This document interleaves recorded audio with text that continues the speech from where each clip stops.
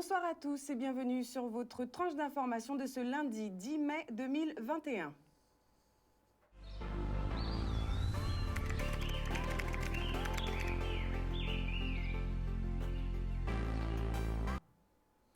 Découvrons les titres de votre journal d'information.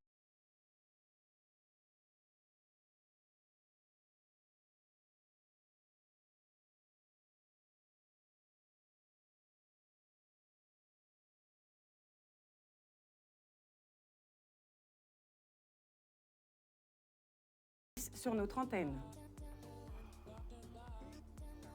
Enfin, le Tour cycliste de la Guadeloupe change ses dates pour cette année 2021. Nous découvrons tout cela lors de notre édition de ce soir. Les lycéens de différents établissements scolaires publics étaient mobilisés ce matin, réunis devant le lycée général et professionnel de Bainbridge aux Abîmes. Objet de la mobilisation, les conditions discriminatoires et inadaptées au passage de l'examen du baccalauréat, suite à tous les bouleversements causés, entre autres, par la crise sanitaire, mais surtout aussi par tous les mouvements sociaux. Reportage signé Charlie Dagonia. Alors aujourd'hui, on se mobilise pour le bac 2021. Donc, c'est-à-dire, nous, ce qu'on veut, c'est l'annulation du grand oral ou bien retenir une seule question parmi nos deux spécialités. C'est que Jean-Michel Blanquer a refusé de discuter depuis le mois de janvier avec les organisations syndicales. Il a refusé toute forme d'anticipation.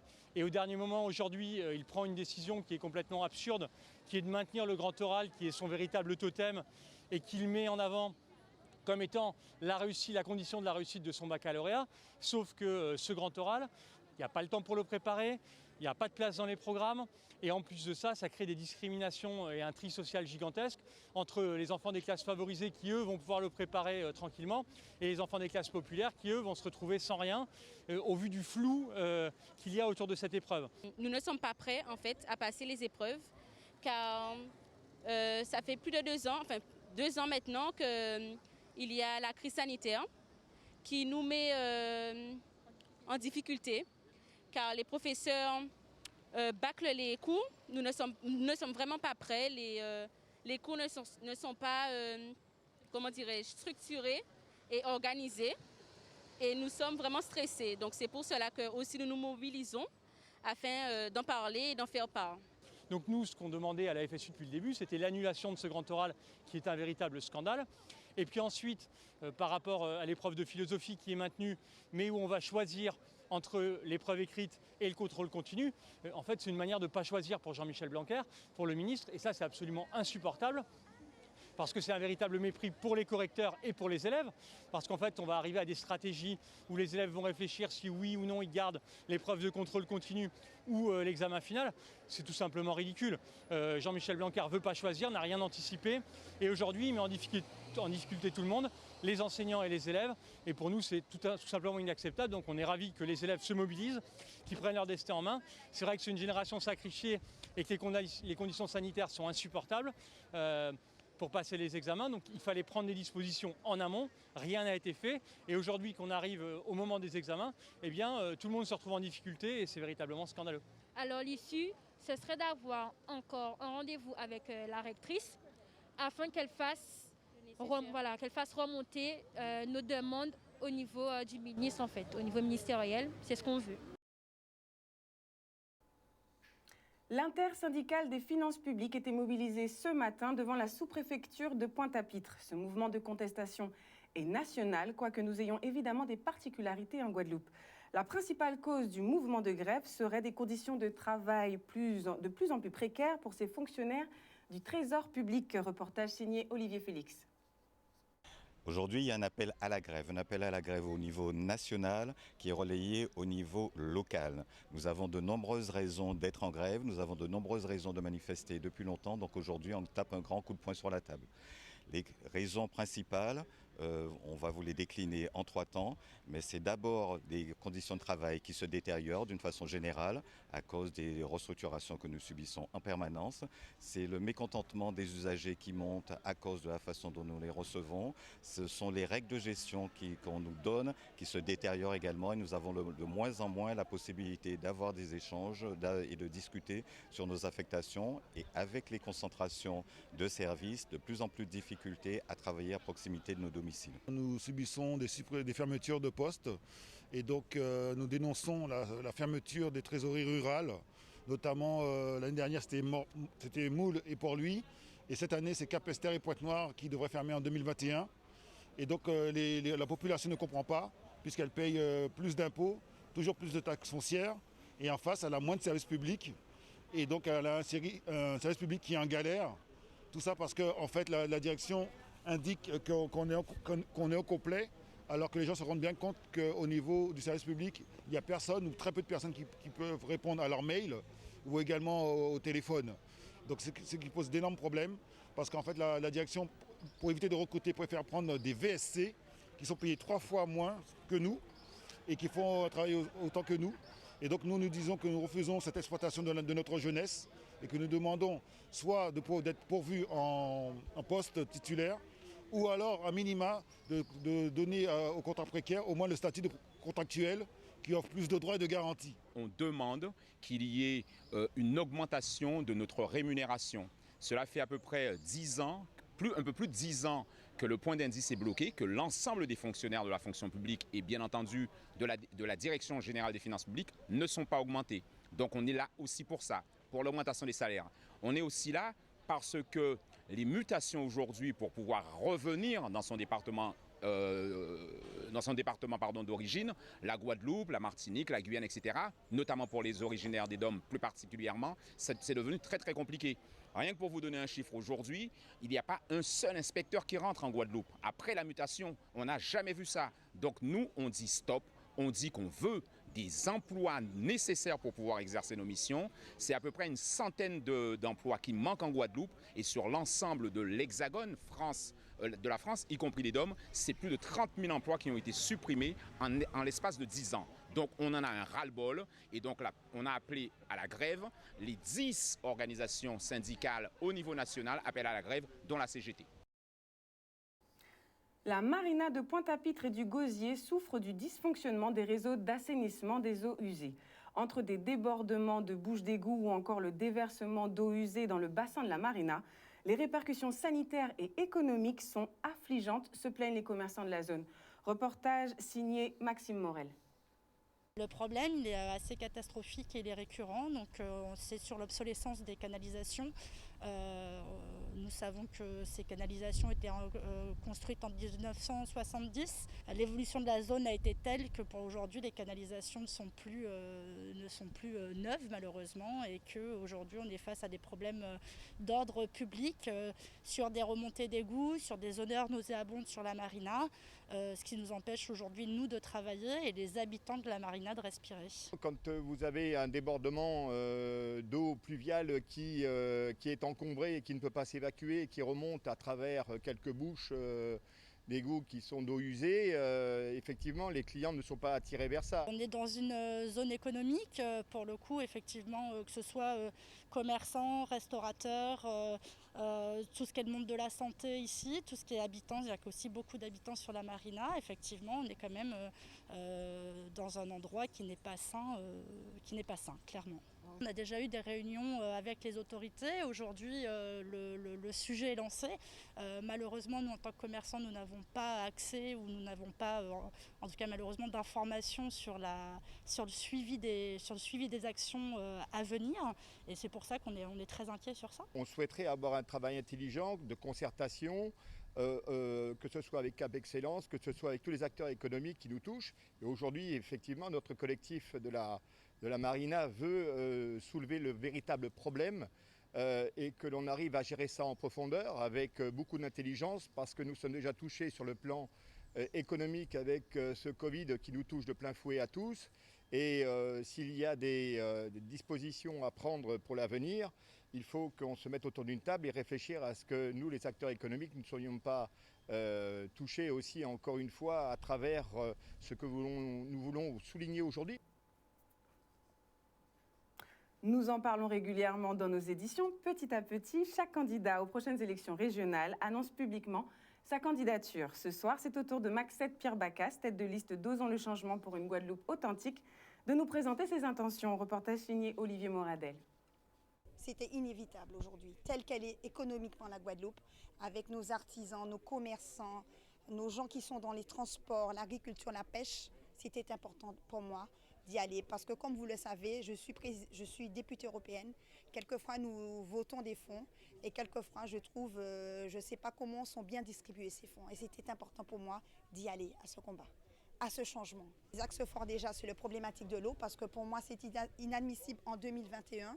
Nous sommes quand même, nous faisons partie des institutions européennes et qu'on n'a pas d'eau dans nos robinets.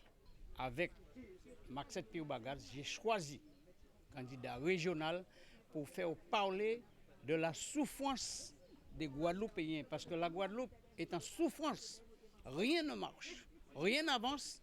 On fait chaque jour 5-6 pas en arrière. Aujourd'hui, qu'est-ce qu'on a besoin? On a besoin d'une personne qui, elle aussi, a travaillé toute sa vie dans la souffrance aux côtés des gens qui ont souffert.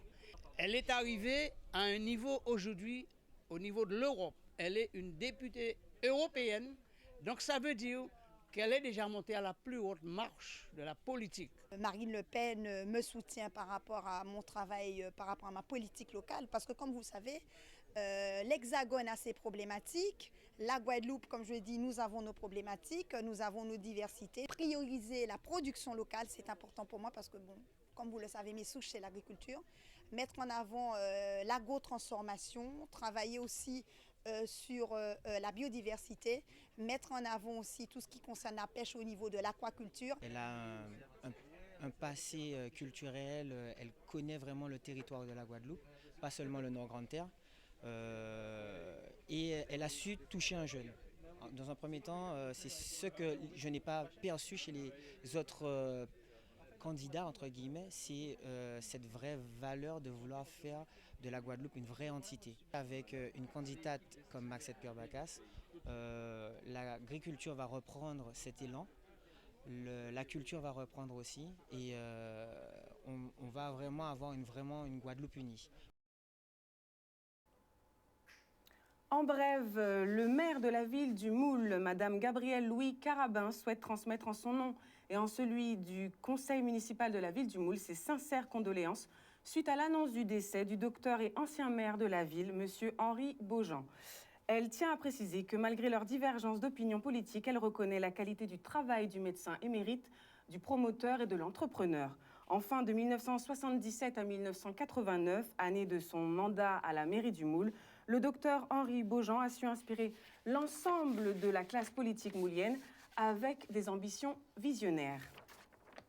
Ce matin, le préfet de la région Guadeloupe, Alexandre Rochat, a effectué une visite du jardin partagé Gaillard-Doubout à Saint-Claude, qui n'est autre que le lauréat de l'appel à projet intitulé Jardin partagé ou collectif, où 40 projets étaient en compétition. Reportage signé Vianney Valverde. Ça fait 2 ans qu'on a ce projet de jardin collectif et pédagogique. L'idée, c'est effectivement de montrer à la population que ce jardin est possible, même avec un taux de chlordécone. C'est-à-dire que le maire a mis à disposition cet espace. On s'est rendu compte que cet espace avait du chlordécone et on a voulu quand même travailler sur cet espace. Comment travailler sur cet espace? C'était de fournir l'occasion de faire des expérimentations.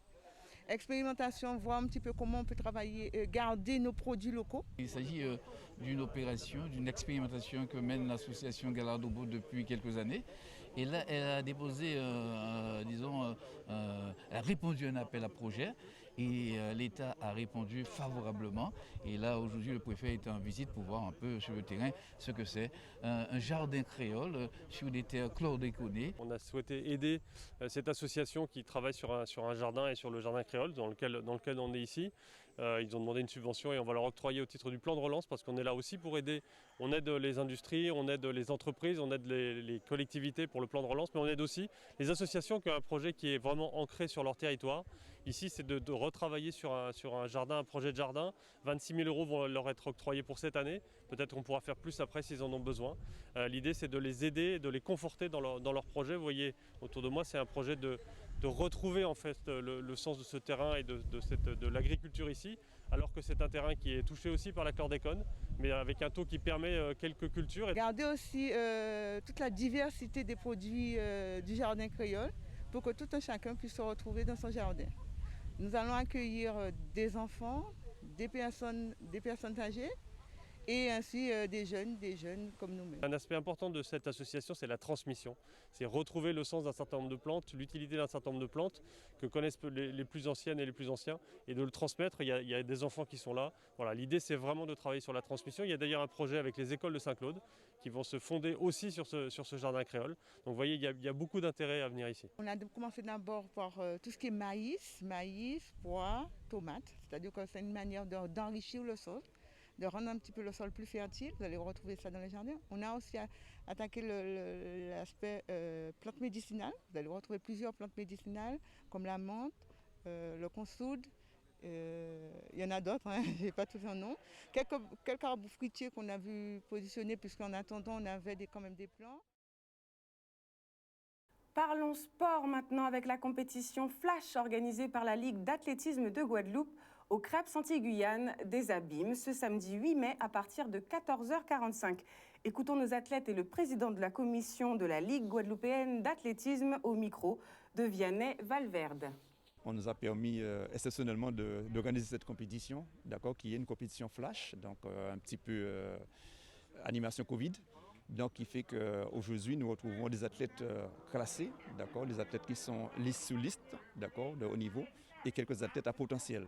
Donc, voilà un peu, donc, très peu d'athlètes avec une compétition très courte, d'ailleurs, mais d'où les performances seront effectivement prises en compte pour la qualification au championnat de France et autres compétitions pour les athlètes présents. On retrouve le 110 mètres air, le 100 mètres air, le poids, le javelot, la hauteur, et un peu de demi-fond et du 100 mètres aussi, 200-400, voilà un peu, donc presque les principales épreuves sur lesquelles les athlètes peuvent prétendre au championnat de France. Moi, c'est important les compétitions, surtout pendant cette période Covid, car malgré les conditions en ce moment, on a quand même des championnats et du coup c'est bien pour nous de faire des compétitions en confrontation pour nous permettre de bien se préparer pour lorsqu'on arrive sur les championnats tels que les championnats de France, championnats d'Europe et autres, qu'on puisse être en forme et montrer qu'on arrive à se préparer en Guadeloupe. Ils ont besoin de minima et de performer pour les championnats, en vue des championnats de France. Donc, c'est une chance pour eux, effectivement, d'accord, de réaliser une performance qui leur permet de faire leur minima. Et après le championnat de France, bon, il y a ceux peut-être qui vont obtenir le passeport pour des championnats d'Europe et d'autres compétitions. Du coup, l'objectif de participer aujourd'hui à une course, c'était de faire une rentrée pour prendre les marques un petit peu avant de partir en métropole pour la saison sportive. Donc l'objectif, c'était de faire une petite course de réglage, on va dire, et puis c'était plutôt correct comme chrono. Donc ensuite, ça sera à moi de trouver les meilleurs réglages pour faire de meilleurs chronos pour les autres compétitions. Une perf moyenne quand même, mais c'était juste une course pour se jauger, pour savoir dans quel milieu de course nous devons travailler avec mon coach.